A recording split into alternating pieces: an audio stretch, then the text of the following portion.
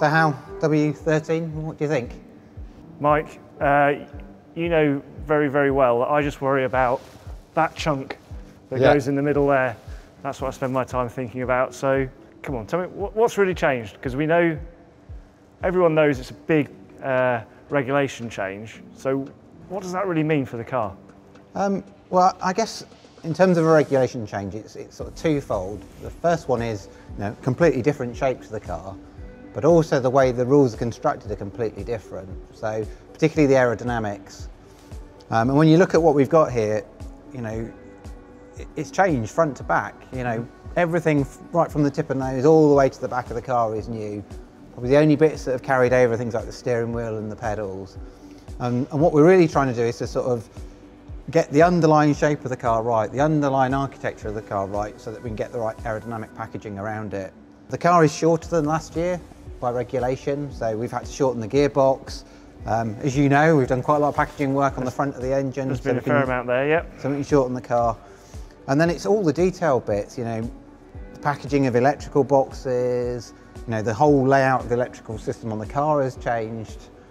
This year we've got bands on hydraulic suspension, so we're back to conventional springs, so that's changed how we're doing all the suspension as well. So lots and lots of detail all the way through the car. So when I look at it from my non-expert view, I see the front wing completely different. Yeah.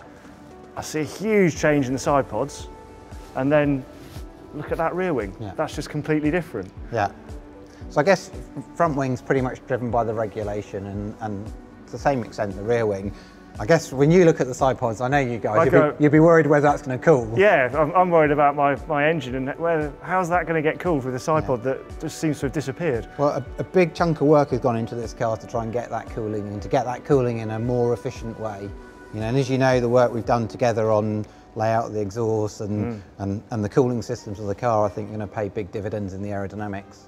That's the car. Yeah. You talk a bit about the PU? Yeah. That's not the PU.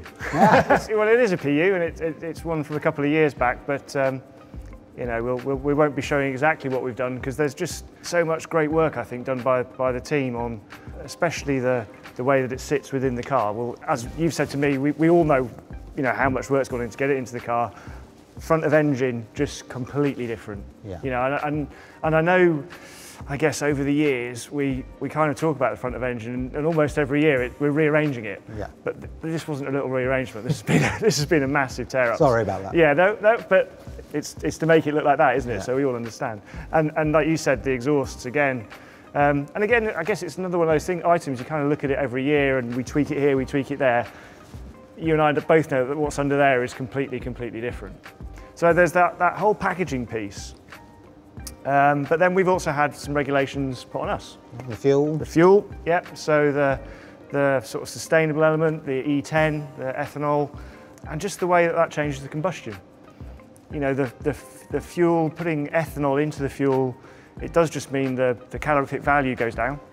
So from a starting point, you've kind of got less performance. Yeah, so just less energy in the fuel. Yeah, so for the same amount of fuel that comes through, there's just less energy in it. Yeah. So that's a problem for us, because it's taking performance away. But then the fuel also provides, it's more knock resistant. So again, just the characteristic of that ethanol and swapping it is that the fuel will be more knock resistant. So then we can run the engine a bit harder. And it's about minimising one side, maximising the other, and making sure we get the performance back. Yeah, big challenge. Yeah. The number of candidate fuels that we've done, the number of different blends that Petronas brought, it's just, yeah, it was a big part of the development this year. And then when you put on that, on top of that, then you've got the fact that it's frozen. That's the PU. Yeah. That's the PU for the next 4 years. Yeah. Well, yeah. We didn't want to leave anything out. Everything had to get in there. All the performance ideas, all the reliability ideas. That's why we've ended up.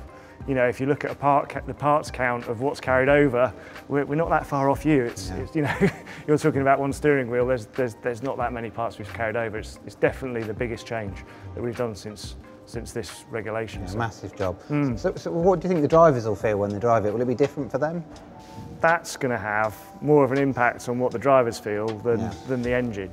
You've talked about the aero just being completely different, and I think when we've had some chats before, you've said that the way that the car goes into the corner and comes out the corner is going to be quite different aerodynamically. Yeah. And I suspect that will make more of a change than Yeah, the engine changes. I think we've had roughly stable regulations for quite a long time, and we've developed the car around those regulations, made sure that our sort of low speed to high speed balance shifts and our balance shifts through the corner are what we want. And the race engineers have got used to developing around those cars, the vehicle dynamicists have got used to those cars, and now it's going to be different, and I'm sure it's going to take us a little bit of time over the test in Barcelona and maybe even the test in Bahrain to sort of dial in the setup we want and end up in the position we want.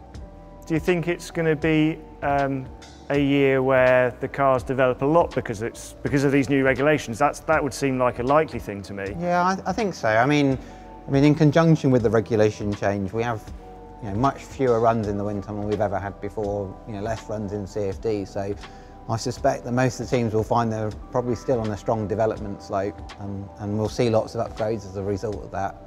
I think the other thing is that because the cars are so new and so different, I suspect we'll also have the sort of reliability fixes that you need to put in place, and there'll be a chunk of work to put into that as well.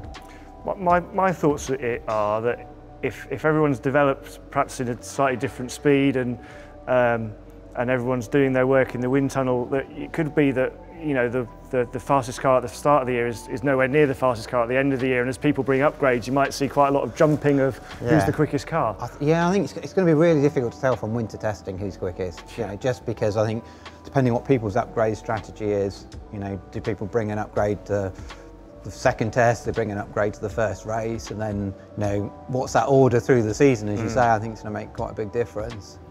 Trying to read what's going on in Barcelona and Bahrain tests is going to be even harder than usual. Well, we'll do that anyway. We'll try and do that, and try and explain where we are. I think the other thing, with these cars is obviously the start point was to try and develop a car that was better to race. Yeah. Cars that could follow, and I guess as an aerodynamicist, we can look at the wakes we see in the CFD. We're not allowed to run one car behind another, so it's really difficult to know how that's going to pan out. But hopefully they'll produce some really good racing and another fantastic season. Let's hope so. Yeah. I'm really looking forward to it. I think it's going to be a super season. Well, it's going to be exciting, isn't it?